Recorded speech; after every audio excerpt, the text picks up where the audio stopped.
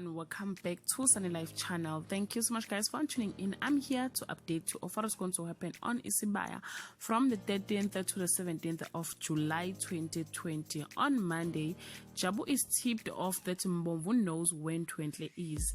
Iris anticipates Fenyang's return, but his thoughts are with someone else. Mbodla is given orders by Mbomvu to go on the hunt. On Tuesday, Mbomvu's attempt to seize Ndwentle's enraged the Zungus. Mabui arrives back in Bubesini worried about Duma. Fenyang returned from KZN with unexpected gift for Pumelele.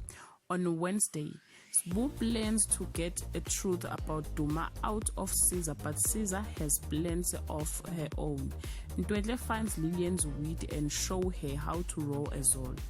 On Thursday, Iris plan romantic evening with Fenyang, but Pumelele crashes it and things are very awkward. On Friday, Sbu receives shocking news about Duma.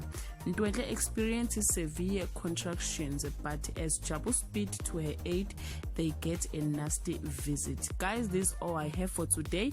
You can leave your comment below and share your thoughts. Till we meet again, I love you so much guys. Bye.